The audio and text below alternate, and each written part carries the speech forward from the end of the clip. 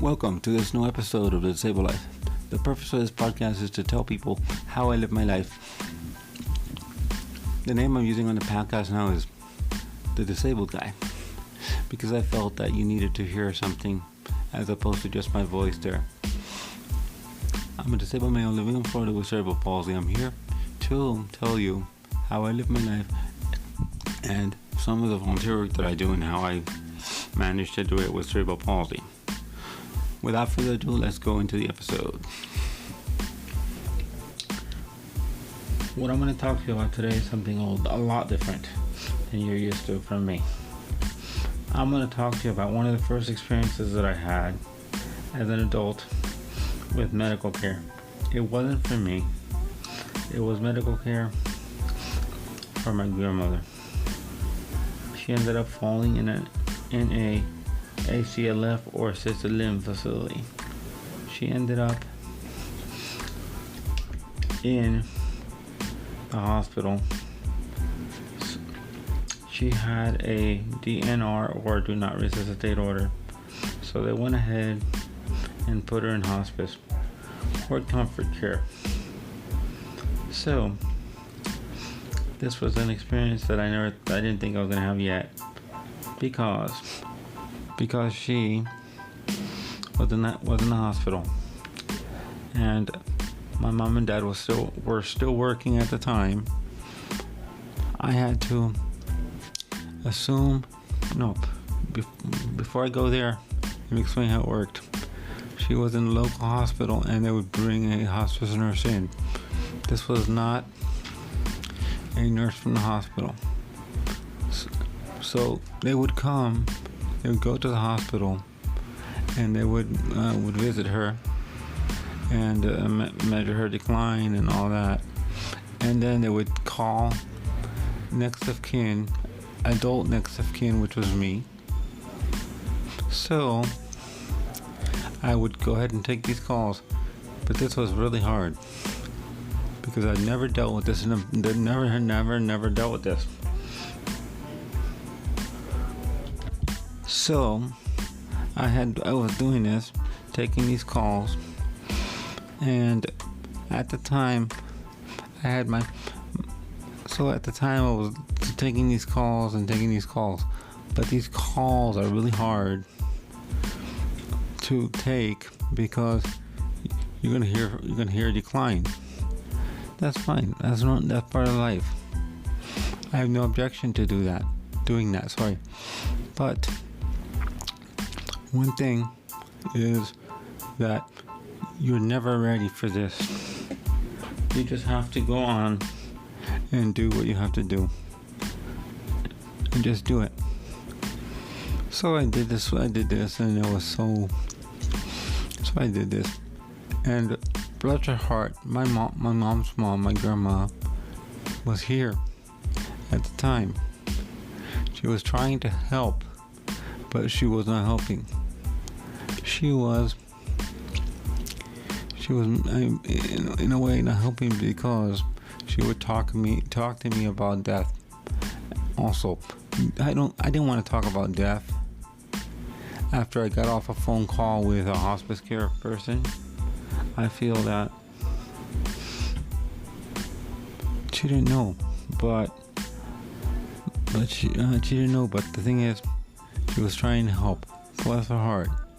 Yes, but man, that was hard. And I'm going to tell you some more about this.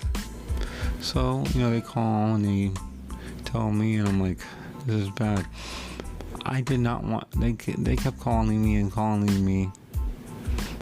I don't know if I would have gone to the hospital to sit with her for a while. I don't know. But I didn't go because I wanted to, I didn't want to see the decline that I was hearing from. And I also wanted to remember her.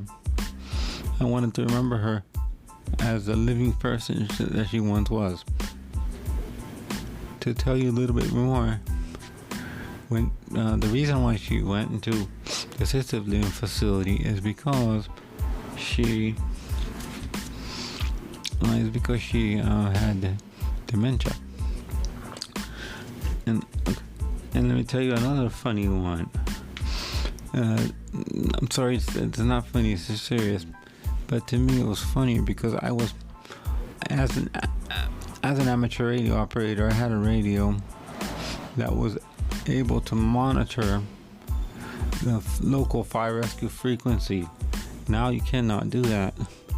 I heard the actual call on when my grandmother falls down. That facility, that address sounded very familiar to me,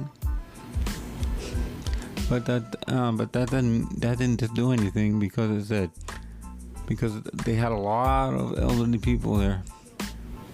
And then, not 5 minutes later, we get a phone call that she's being transported to the hospital. That this is happening. That she fell. So I'm like, oh God, here you go. So then they put her in hospice at that. So they kept calling decline. And they called and they would ask me how you were doing. I would tell my family, I would talk to my family, my mom and dad when this was going on. And so my dad came to me one day and said, do you want to go? I said no, because I was hearing so much about the decline. No objection, but I was like, why do I want to see it? I'm hearing about it every time. I'm hearing about it a lot.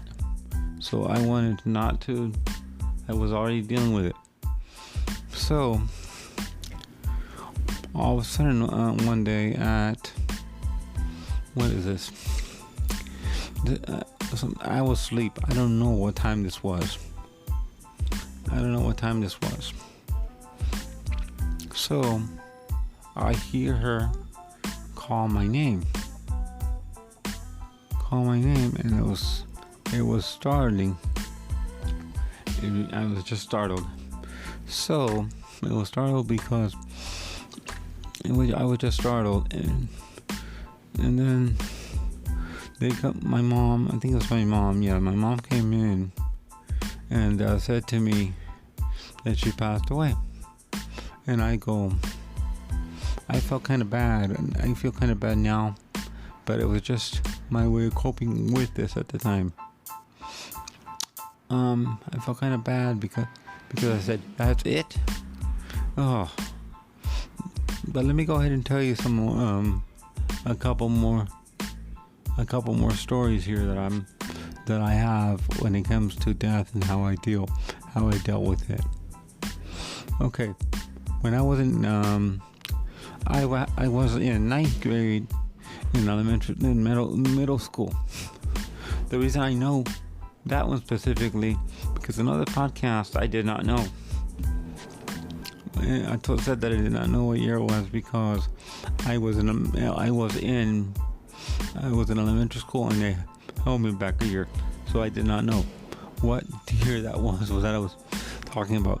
But in middle school I knew because we were already in the same sequence that all the other students were, and they weren't gonna do anything about that. They were gonna leave us in the same sequence. So I remember before early bird period, not first period. Before early bird period was a period that was an hour before the 7th and 8th graders would come in an hour later. But we would come in at an hour earlier for this class. So I told one of my friends that I will not name because I have no permission to name him, sorry, not him. So I said to him, I don't know for sure, but I think my grandfather died. I don't know why I got that inkling. So the first thing I did when I got home is I asked my mom. I said, Mom, did Grandpa die? She said yes. And I left it at that. Next thing, I'm going to tell you one more story on that. Because it's another interesting story. This one we didn't know about at all. My uncle died from CFC, congestive heart failure. What happened was he got one of his arteries occluded, and he could not afford his medication in Costa Rica. So what happened was he used to ride bike. And he used to ride bike and take care of my grandmother. Okay, so I had a dream. Remember, I'm disabled. I do not drive. But in my dreams, I drive. And I walk and I act like I do things like any other person, any other able person. I'm not gonna use the word able because it's not. I don't want to be ableist. Any regular person, normal person that walks. So,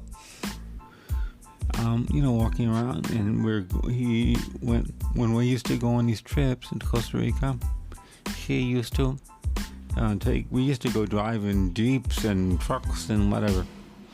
And okay, so in the dream, he threw the keys at me and said, I have to go. And I'm like, okay, what is going on? So then I get the phone call because they had my phone number, which they still have, because and they asked me this, and they asked me why. They asked me for my mom. I give her the phone, and my mom starts to cry and cry and cry and cry. And when she gets off the phone, the first thing I say is, Mom, what is going on? And I literally thought it was my grandmother, but no, it was him. God rest his soul. My mom and I went there for 21 days to take care of my grandmother. And I'll tell you something, I'm going to be honest with you here. I knew it, that was the last time I was going to see her. I got that inkling. I didn't want to leave. I got sick to my stomach before I got on that plane, because I was just nervous, and I knew that I wasn't gonna see her again. So this one is something.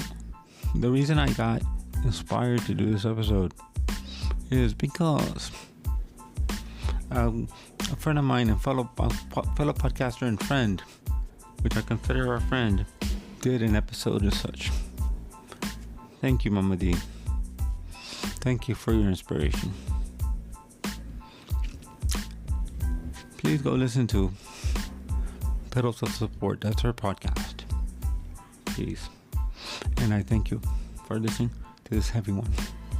This one was one that I didn't think I would have to do, but she inspired me to do it, because her podcast on grief and all that was such a nice one that I went ahead and did one. This one because I knew that this is something that we should people are interested in the way we feel and the way we do things. In my show notes, I'm going to link her podcast on grief. Once again, please go listen to Pedals of Support by Mama D. Thank you for listening.